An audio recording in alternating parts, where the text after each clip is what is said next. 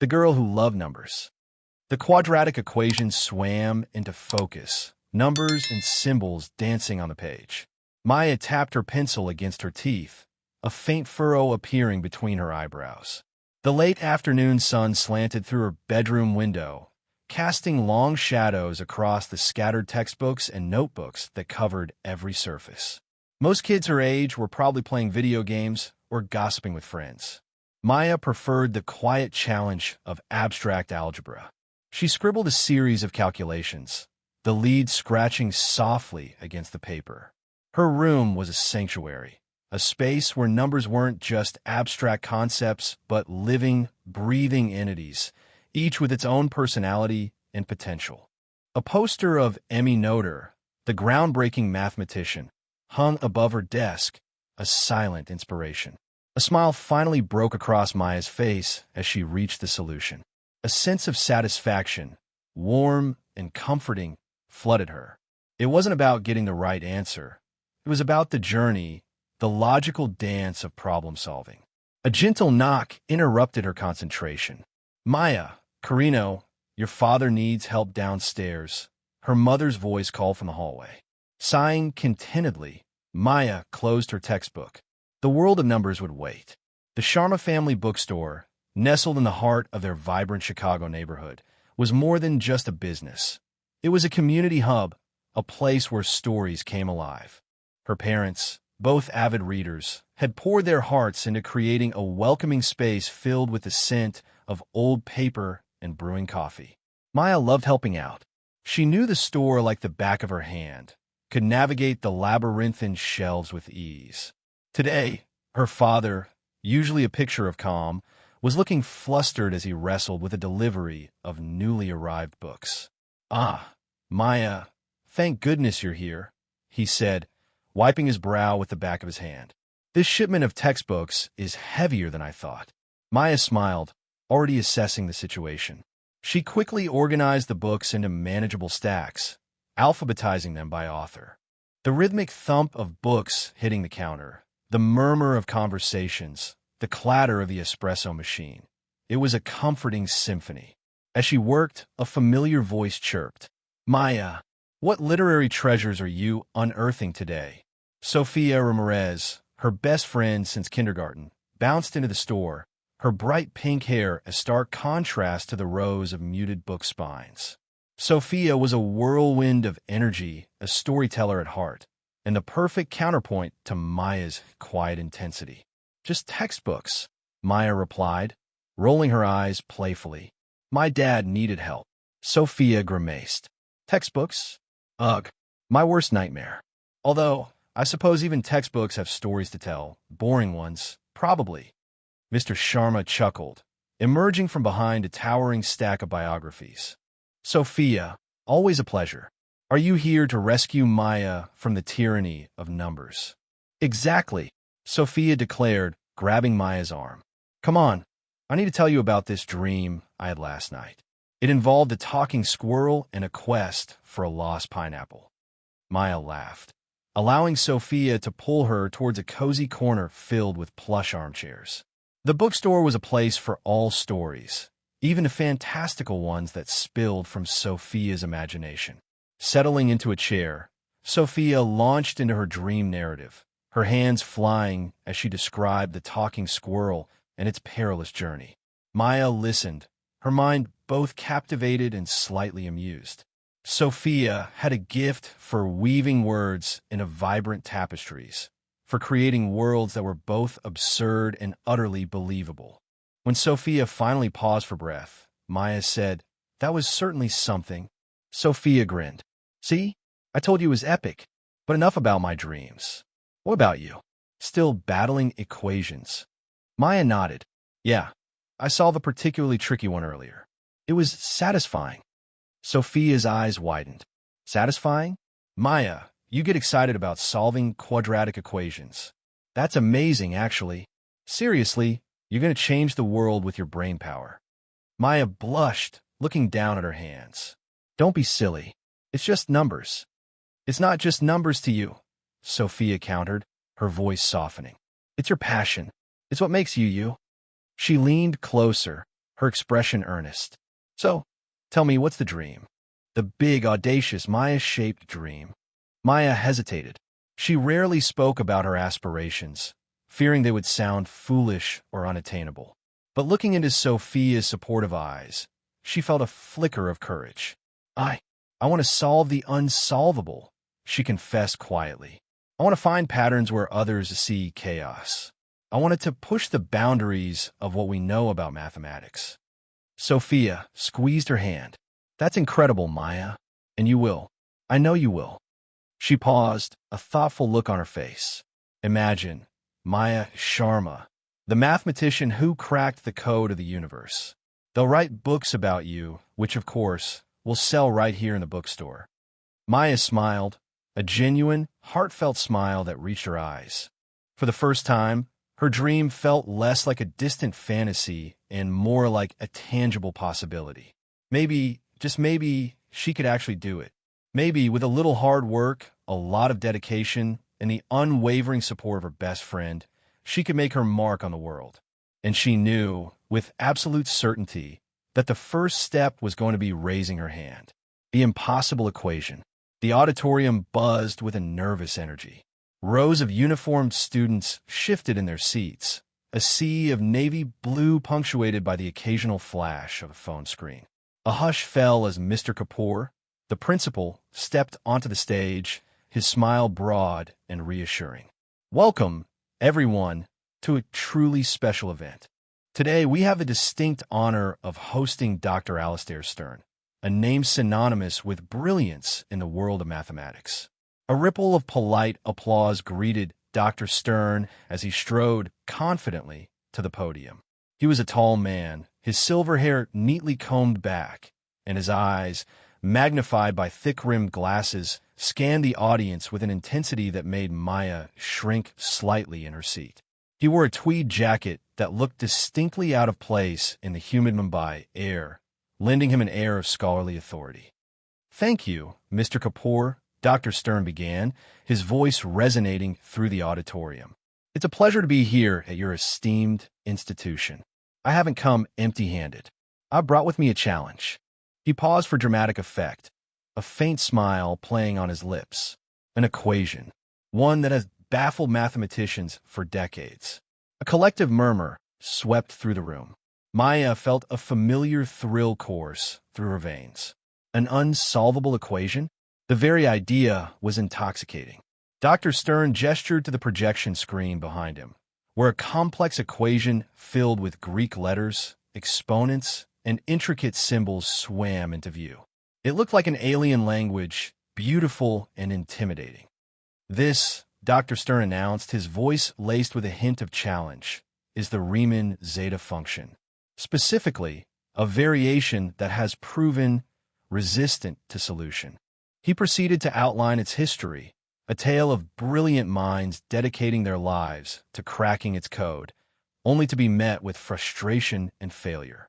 He spoke of legendary mathematicians who had declared it impossible, their reputations tarnished by their inability to conquer it. Maya listened intently, her fingers itching to grab a pen and paper. The equation seemed to pulse with a hidden energy, a siren song calling to her analytical mind. She glanced at Sophia, who was scribbling furiously in her notebook, her brow furrowed in concentration. Dr. Stern continued, "Many have attempted to find a closed-form solution, a single, elegant answer. But all have failed. It has become, in essence, the Everest of mathematics." He paused, letting his words sink in. "I present it to you, not with the expectation of a solution, mind you, but as an exercise in critical thinking, a testament to the limits of human intellect." A hand shot up in the front row. It belonged to Rohan, the school's resident physics whiz. "Dr. Stern," he asked, his voice ringing with confidence, "has anyone attempted to approach it using computational methods? Running simulations, looking for patterns through brute force?" Dr. Stern's lips tightened slightly. "Indeed, Mr. Rohan," the boy supplied.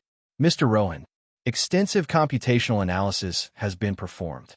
While patterns have been observed, a definitive solution remains elusive. The computational complexity is astronomical." He dismissed the idea with a wave of his hand. Another student, a girl with bright pink hair, raised her hand. What about applying non-Euclidean geometry? Could that offer a new perspective? Dr. Stern's expression softened, a flicker of genuine interest in his eyes. An intriguing proposition. Some preliminary explorations have been conducted in that direction, but the results have been inconclusive. The underlying principles of the equation seem resistant to such approaches. Maya, who had been silently absorbing the information, felt a knot of anxiety tighten in her stomach. The equation was clearly more formidable than she had initially imagined. The weight of its history, the failures of countless mathematicians, pressed down on her. A small voice inside her whispered, "Impossible." But another voice, a bolder, more persistent one, countered, "Maybe not." The bell rang, signaling the end of the assembly. Students began to pack their bags, the initial excitement giving way to a sense of resignation. The impossible equation remained unconquered, a symbol of the vastness of the unknown. As Maya gathered her things, she saw Sophia staring at the equation on the screen, her eyes narrowed in concentration. "What do you think?" Maya asked. Sophia looked up, a determined glint in her eyes. "I think," she said, "that we should give it a try." A spark of recognition. Numbers pirouette before Maya's gaze, a dizzying dance of symbols demanding her focus. On loose leaf, she had transcribed the equation from the whiteboard, smudging the graphite with restless fingers. The setting sun painted her familiar bedroom with strokes of ochre and gold. Open textbooks ringed her like silent sentinels, their dog-eared pages bearing witness to her diligent notes. She gnawed on her pen's cap, a habit she'd battled since elementary school. The Riemann zeta function, or Dr. Stern's peculiar adaptation of it, resonated differently. It wasn't merely a problem. It was an enigma whispering promises, a maze inviting exploration. A cheerful ding heralded Sophia's arrival. "Maya, I'm here, bearing sustenance." Sophia burst into the room, a kaleidoscope of spirited energy. She brandished a bag from Books and Brews, the neighborhood bookstore cafe. Fuel for the brain. Caffeine and verse. The mathematician's ambrosia. Maya forced a wan smile, her focus unwavering. "Hey, Sophia. Thanks, but I doubt even Keats can crack this one." Sophia settled onto the bed's edge, swinging her legs. "Lay it on me. What has you captivated?" "That fiendishly complex equation," Stern unleashed. "That's the culprit," Maya confirmed, finally meeting her friend's eyes. "And I can't shake this feeling like something vital is lurking just below the surface." She tapped the paper. "I glimpse a pattern, then it dissolves like mist." Sophia scrutinized the equation. Numerical sequences were Greek to her. She gravitated towards the realm of storytelling. "I won't feign comprehension," she confessed, "but I know you, Maya. If your instincts are tingling, something's definitely afoot." She withdrew a steaming cup and offered it to Maya. "Trust that intuition. And for what it's worth, try explaining it. Verbalizing sometimes unlocks things." Maya sipped the coffee, its warmth fortifying her. "Okay," she began, inhaling deeply. "The Riemann zeta function. It's inextricably linked to prime numbers. It supposedly forecasts their arrangement." She indicated a specific term. "This component, it's like a wave, fluctuating between positive and negative. Their interaction, that's where I suspect the answer lies." Sophia listened intently, a crease forming between her brows. "So, you think there's a secret pulse to prime numbers? A hidden Rosetta Stone?" "Possibly," Maya responded, her tone a blend of hope and apprehension. "Or perhaps I'm chasing shadows." Meanwhile, back in his university office, Dr. Alastair Stern sat amidst organized chaos, the waning sunlight reflecting off his glasses. A soft chuckle rumbled in his chest. He revisited his notes from the high school assembly, a subtle smile gracing his lips. "The Riemann hypothesis," he mused, still eluding minds after all this time. He tinted his fingers, his gaze traveling to the portraits of mathematical luminaries lining his walls. Gauss, Riemann, Hilbert, all had grappled with the problem, only to be defeated. The thought of a high schooler, particularly one so young and seemingly unassuming, even attempting a solution struck him as almost comical. He conjured her image, petite, hesitant, her eyes reflecting a mixture of wonder and bewilderment. He dismissed the notion with a wave. A charming thought, perhaps, yet mathematics transcended mere charm. It demanded unwavering logic, tireless study, a profound grasp of fundamental principles. He leaned back, a self-satisfied expression settling on his face. The Riemann hypothesis, even in its most contorted forms, would remain unsolved. A challenge for the ages, reserved for the world's most exceptional intellects. Certainly not some child dabbling in numbers in her sanctuary.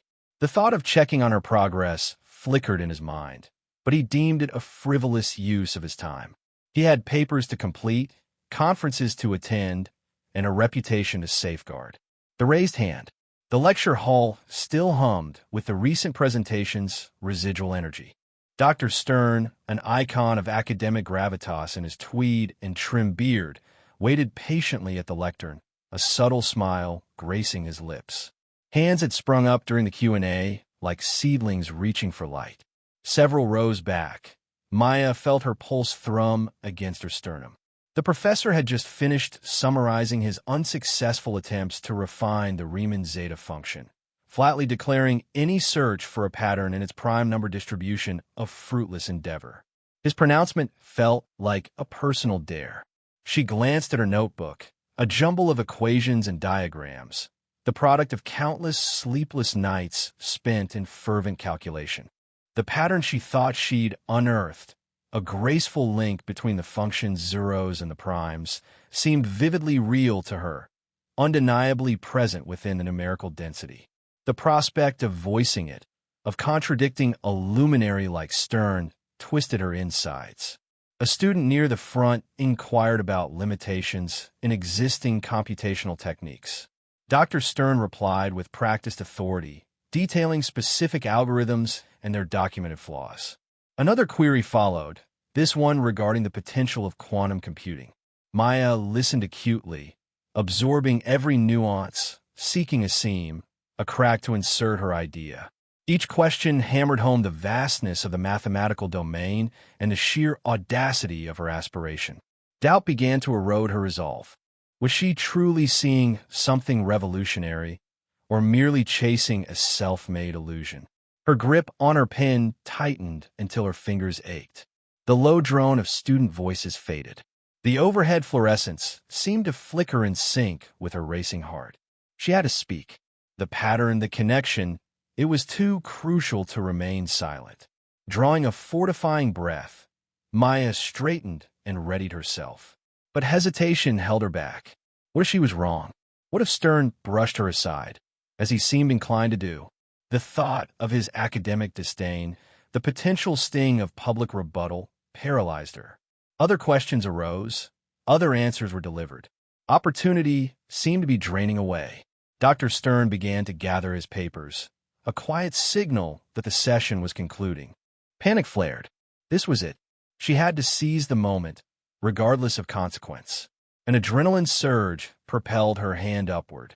It trembled slightly as it ascended above the heads before her, a small, almost insignificant gesture in the expansive auditorium. Yet it remained, a hesitant beacon of courage, a silent request to be acknowledged. Mid-sentence in his answer about modular forms, Dr. Stern paused. His gaze swept the room, searching for the interruption. He stopped when his eyes found Maya. A slight crease appeared on his forehead, a fleeting expression of surprise. He hadn't anticipated a question from so far back, especially from someone who hadn't engaged in prior discussion. And there was something vaguely recognizable about the girl with the raised hand. Though he couldn't place it, silence descended. Every eye turned to Maya, a collective weight of expectation pressing down on her. She swallowed hard, her mouth suddenly parched. Yes, Dr. Stern inquired, his tone tinged with polite curiosity.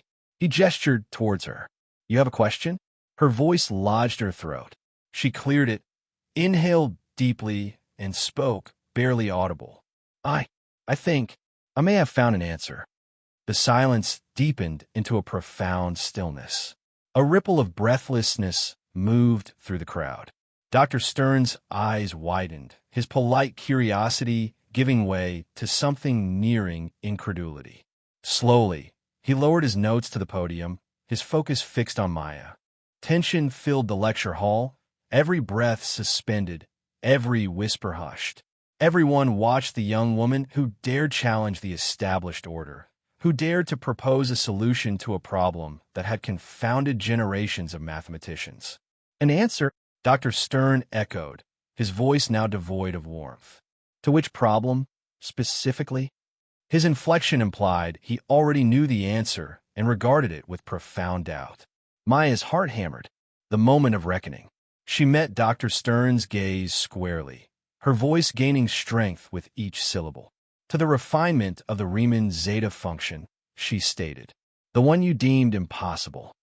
A simple approach. The silence in the lecture hall hung thick, broken only by the frantic thumping of Maya's own heart. She walked toward the board, the chalk feeling alien in her sweaty palm. Dr. Stern remained seated, arms crossed, a barely perceptible smirk playing on his lips. So, Miss Sharma, he said, his voice laced with an almost theatrical skepticism, you claim to have found a solution to a problem that has baffled mathematicians for over a century. Maya swallowed, her throat suddenly dry. Not a complete solution, Professor, but a significant pattern, a simplification. She glanced at Sophia, who offered a reassuring nod from the third row, her bright eyes sparkling with unwavering belief. That small gesture gave Maya the courage she needed. She began to write, the chalk scratching against the blackboard a stark contrast to the quiet room. Her handwriting, usually neat and precise, was shaky at first, betraying her nerves. She started with the basic form of the Riemann zeta function, then moved to a series of transformations, using a method she called prime number grouping. I noticed, she explained, her voice gaining strength as she delved into the familiar logic of the equation, that when you group prime numbers within specific ranges, their contribution to the function exhibits a predictable behavior. It's like they're dancing to a specific rhythm. Dr. Stern watched, his expression unreadable.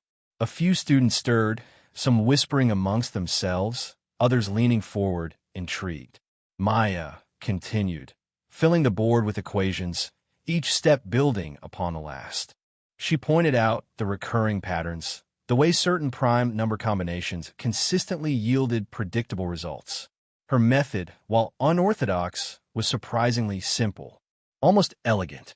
By isolating these groups, she said, circling a particularly complex section of the equation, we can reduce the computational complexity significantly. We can approximate the function's value with a much higher degree of accuracy and with less processing power. She stepped back, her heart pounding in her chest, awaiting Dr. Stern's verdict. The silence returned, heavier this time. Dr. Stern finally spoke, his voice low and measured. Prime number grouping? I confess, Miss Sharma, I'm unfamiliar with this technique. He rose from his seat and approached the board, his eyes scanning the equations. He ran a hand through his thinning hair, a gesture Maya recognized as a sign of deep concentration. While I commend your creativity, he said, after what felt like an eternity, I fail to see how this grouping actually solves anything. You've merely rearranged the terms. The fundamental problem remains. He pointed to a specific term in her equation. This approximation, for instance, it introduces a margin of error. A margin of error that, while seemingly small, could invalidate the entire result. Maya felt her confidence waver. He was right. The approximation wasn't perfect. It was a compromise, a necessary shortcut. But, she stammered, the margin of error is predictable. We can compensate for it. We can compensate. Dr. Stern raised an eyebrow, his tone laced with amusement. By what means, Miss Sharma? More approximations? More groupings? Where does it end? He shook his head, a dismissive gesture that sent a wave of disappointment through Maya. The Riemann hypothesis is not a puzzle to be solved with clever tricks, Miss Sharma. It requires a profound understanding of number theory, a level of sophistication that, well, let's just say it's beyond the reach of most. He turned to the class, a smug look on his face. As I said, ladies and gentlemen, the pursuit of patterns in the Riemann zeta function is often a futile exercise, a distraction from the real work. Maya's shoulders slumped. She had dared to hope, to believe that she had found something significant. But Dr. Stern's words, dripping with condescension, had crushed her spirit. From the back of the room, Sophia stood up. "But Professor," she said, her voice clear and strong, "isn't the pursuit of knowledge always worthwhile? Even if it doesn't lead to a complete solution, doesn't it still expand our understanding? Maya has clearly put a lot of thought into this.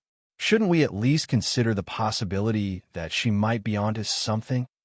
Dr. Stern turned to Sophia, his expression hardening. "Miss Ramirez, I appreciate your enthusiasm, but I assure you, I have considered all possibilities. And in this case, the answer is clear. Miss Sharma's approach, while novel, is ultimately flawed." He turned back to the board, erasing Maya's equations with broad, sweeping strokes. "Now then," he said, his voice regaining its usual authoritative tone, "let's move on to something a little more productive." Maya stood there, defeated, watching her ideas disappear beneath the chalk dust. The thrill of discovery had been replaced by the bitter taste of rejection. As the lecture resumed, Maya remained rooted to the spot, staring at the empty blackboard. Sophia caught her eye and mouthed, "Don't give up." Maya managed a weak smile, but inside, she wasn't so sure. Perhaps Dr. Stern was right. Perhaps she was just a naive student, chasing a dream that was far beyond her reach. Doubt and determination. The echo of Dr. Stern's words, a mere rearrangement, bounced around Maya's mind like a rogue prime number. It wasn't just the dismissal, but the casual certainty in his voice, the unshakable belief that she, a mere undergraduate, couldn't possibly have unearthed anything of value. Doubt, a cold, creeping fog, began to obscure the bright clarity she'd felt just hours before. Back in her dorm room, the whiteboard swam before her eyes, the elegant symbols now mocking her. Sophia's encouraging smile felt distant, a fading memory. She sank on her bed, the textbook on Riemann's hypothesis lying open beside her, a silent judge. But then, something flickered within her, a stubborn ember refusing to be extinguished. She hadn't imagined the potential she saw in her prime number grouping. The way it seemed to dance around the complexities, cutting through the Gordian knot with a surprising simplicity. It couldn't be just a rearrangement. There had to be something more. She rose, her movements deliberate now, and walked back to the whiteboard. The fluorescent lights hummed, a low, persistent drone that usually irritated her, but tonight it was a steady companion. She picked up a marker, the cool plastic a grounding force. "Okay, Stern," she muttered to the empty room. "Let's see if you're right." She started from the beginning, meticulously writing out each step. This time, however, she wasn't just trying to solve the problem. She was dismantling Stern's criticism piece by piece. She focused on the heart of his argument, that her groupings didn't fundamentally alter the equation, merely shifted things around. She started with the original Riemann zeta function and then, side by side, worked through her prime number grouping method. This time, she annotated each step, writing explanations beside the equations. "Here, I'm not just rearranging," she scribbled next to a particularly dense line. "I'm exploiting the inherent relationship between prime numbers and their distribution." Hours blurred into a kaleidoscope of equations and frantic scribbling. Coffee grew cold in its mug. The only sound was the rhythmic squeak of the marker against the whiteboard and the frantic pulse in her ears. As dawn began to paint the sky in hues of pale pink and gray, Maya reached a crucial point. She stared bleary-eyed at the two equations side by side. Here, the difference was undeniable. A subtle, almost imperceptible shift in the fundamental structure of the equation. Her method wasn't just moving things around. It was revealing a hidden symmetry, a relationship previously unseen. Exhaustion battled with elation. She felt a surge of triumphant energy, a laser focus that cut through the fatigue. She'd found it. A crack in Stern's armor, a chink in the seemingly impenetrable wall of mathematical dogma. The next morning, armed with fresh coffee and unwavering resolve, Maya headed back to the math department.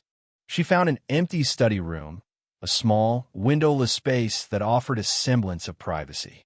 She recreated her whiteboard display on the room's smaller, slightly wobbly board.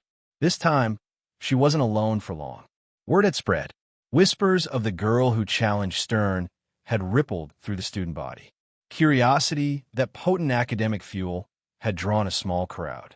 First, it was just Sophia, her face etched with concern and support. Then, two other students, drawn by the hushed murmurs, peeked in.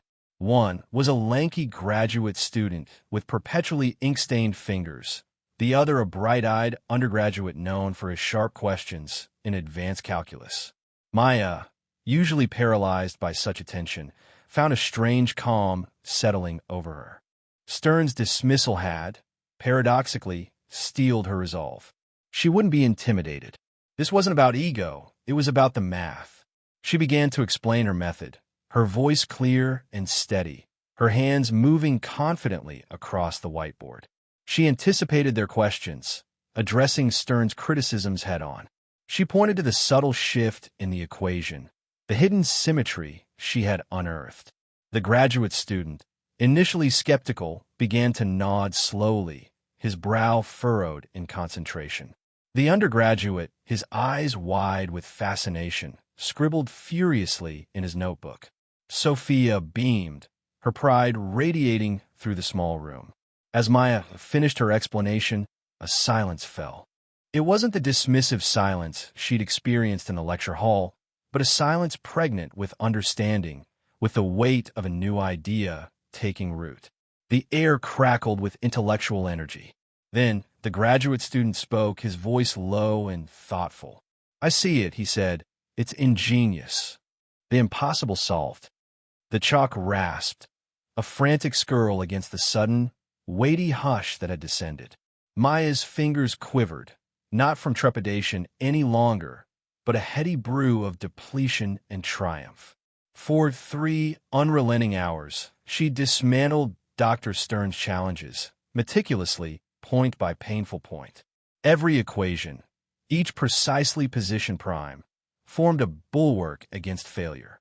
A glance at the board revealed a dizzying matrix of numerals and glyphs decipherable only to her. Her prime number grouping, once mocked, now stood defiant, a monument to her unwavering faith. The latent harmony she had discovered pulsed just beneath the surface, a vibrant thrum of mathematical truth. One line remained. The crucible. She inhaled deeply, a faint cloud of chalk dust teasing her nostrils. The air crackled, thick with expectancy. Even Dr. Stern, who for most of the session had lounged with a barely veiled smirk, now leaned forward, brows knitted, his gaze riveted with an intensity she'd never witnessed. This was the apex. Months of grinding work, sleepless nights sustained by cheap noodles, and the bedrock belief of one steadfast friend, all culminating here. With a sure hand, she inscribed the final equation, the chalk snapping in her grasp as the last symbol took shape. Silence descended, drawn tight as a bowstring. Maya recoiled a pace, her heart a frantic drum solo against her ribs. She felt strangely disembodied, observing the scene from a remove. Then, a sharp intake of breath. From Professor Eldridge, a usually impassive mathematician of considerable renown.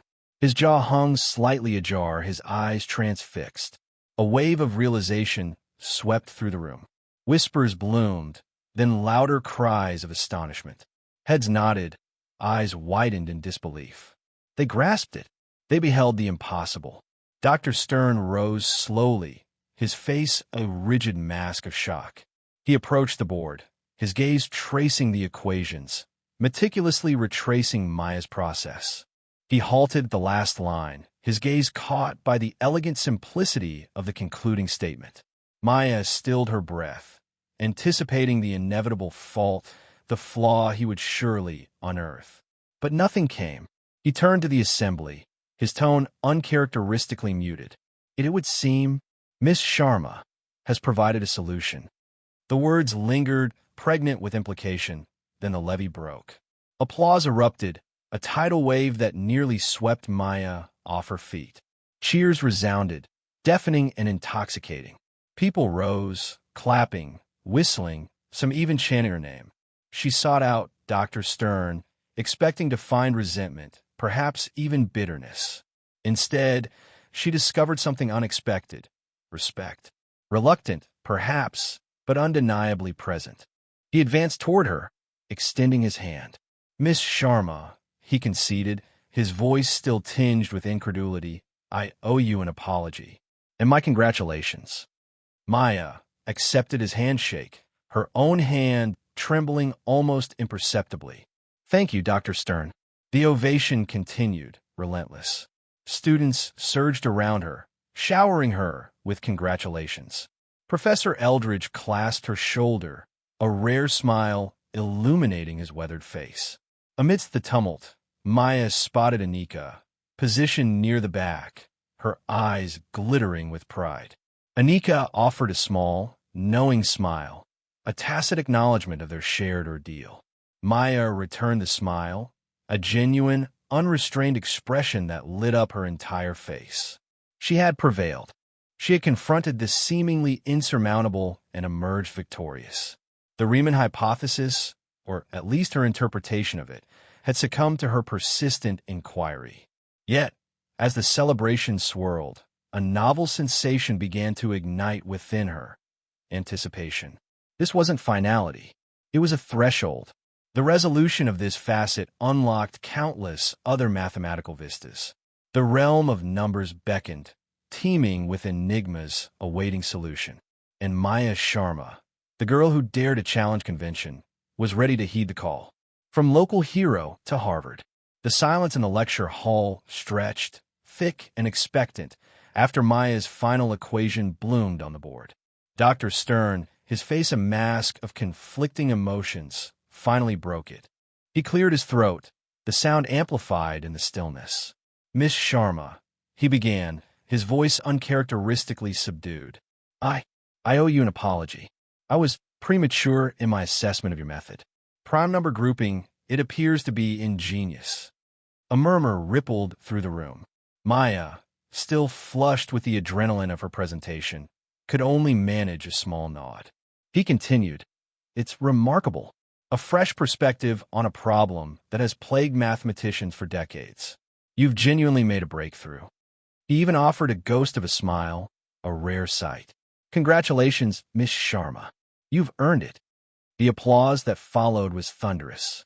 Maya, overwhelmed, felt Sophia squeeze her hand reassuringly. The next few days were a whirlwind. The university buzzed with the news. Students whispered her name in the hallways. Professors, who had previously barely acknowledged her existence, now stopped to congratulate her. Dr. Stern, surprisingly, became her most ardent supporter. The local newspaper, the Ann Arbor Chronicle, ran a front-page story. University of Michigan student solves near-impossible math problem. A photo of Maya, looking slightly dazed but triumphant beside the chalkboard filled with equations, accompanied the article. The reporter, a young woman named Sarah with a bright, eager face, interviewed Maya in Dr. Stern's office. Sarah's pen flew across her notepad as Maya, guided by Dr. Stern, explained her method in layman's terms. "So, Miss Sharma," Sarah asked, her eyes sparkling with interest, "what inspired you to tackle such a complex problem?" Maya hesitated, her gaze darting towards Dr. Stern. He gave her an encouraging nod. "My friend, Sophia," she said softly. She believed in me, and she helped me see the beauty in the problem itself." "And what are your plans now?" Sarah pressed. I don't know," Maya admitted. "I just want to keep learning, keep exploring." Dr. Stern interjected. "Miss Sharma has a bright future ahead of her. I intend to guide her in her studies. We'll be publishing her findings in a peer-reviewed journal, of course. And, well, I'm certain many doors will open for her. One such door appeared sooner than expected. An email arrived from Harvard University, inviting Maya to give a guest lecture on her prime number grouping method. The invitation was followed by an offer of early admission to their mathematics program, with a full scholarship. Maya stared at the email, her heart pounding. Harvard. It was a dream, a distant, almost unattainable goal. She looked at Dr. Stern, who was beaming. Well, Maya, he said, using her first name for the first time, it seems your talent has not gone unnoticed. This is an incredible opportunity. He paused, then added with a touch of sincerity, and frankly, it's exactly what you deserve. He leaned back in his chair, steepling his fingers. Of course, the decision is entirely yours. But I believe that with the right guidance, you could truly revolutionize the field. And Harvard has the resources and the faculty to help you achieve your full potential. That evening, Maya and Sophia sat in their usual booth at the Espresso Royale, sipping lattes. Maya recounted the day's events, her voice still laced with disbelief. Harvard, Maya, that's insane, Sophia exclaimed, her eyes wide with excitement. You're going to be a math superstar. Maya blushed. I don't know about that, she mumbled, stirring her latte. It's a lot to take in. But you're going to go, right? Sophia asked, her voice laced with anticipation. Maya looked at her friend, her rock, the one who had believed in her from the beginning. She took a deep breath. Yes, Sophia, she said, a newfound confidence resonating in her voice. I'm going to Harvard. Dr. Stern proved true to his word. He began working with Maya intensively, guiding her through advanced mathematical concepts, challenging her assumptions, and pushing her to think beyond the conventional. He was no longer the aloof professor, but a dedicated mentor, invested in her success. He even helped her prepare for the Harvard lecture, meticulously reviewing her slides and offering constructive criticism. As the day of her lecture approached, Maya felt a mix of excitement and trepidation. She was stepping onto a bigger stage, facing a more demanding audience. But this time, she knew she wasn't alone. She had Sophia's unwavering support, Dr. Stern's guidance, and most importantly, her own belief in her abilities. She had a story to tell, a method to share, and a future to create. The future is possible. The camera flashes, an unrelenting barrage of light, contrasted sharply with the comforting dimness of her study. Maya now juggled calculus with constant interview requests, her days a blend of abstract equations and explaining the elegance of prime numbers to network anchors. Sophia, ever practical, orchestrated her schedule, dividing her time into color-coded segments with designated decompression zones reserved for guilty pleasure TV and pizza. Dr. Stern, now her loudest advocate, buffered her from the media frenzy, insisting on her need for uninterrupted study.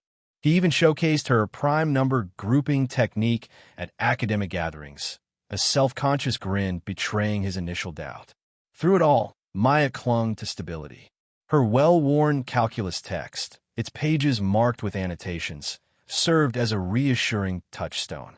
Bookstore trips with Sophia continued, though now anonymity was a thing of the past. Quiet nods and hasty signatures became commonplace. One afternoon, a gaggle of middle schoolers, clutching copies of Sophia's surprisingly successful math girl biography, encircled her.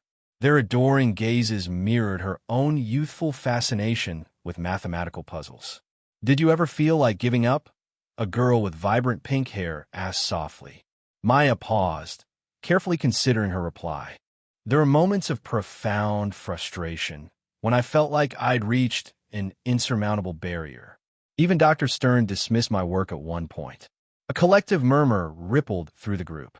But Sophia always reminded me that even the most solid structures have weaknesses, and sometimes you just need the right lever to pry them open.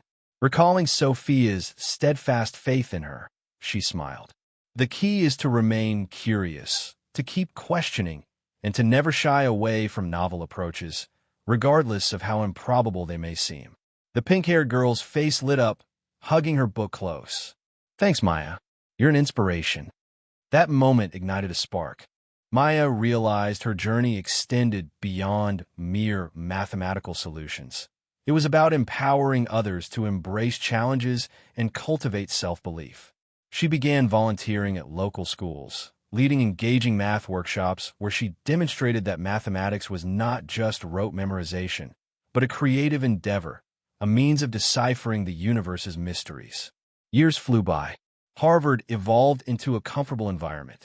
Initial trepidation gave way to an intense dedication to advancing the frontiers of mathematical understanding.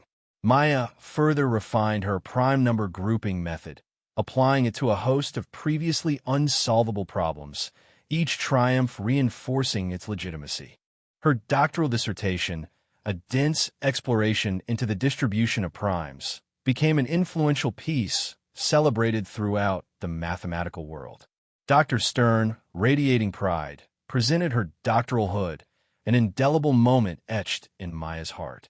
She accepted a professorship at MIT, eager to guide the next wave of mathematicians.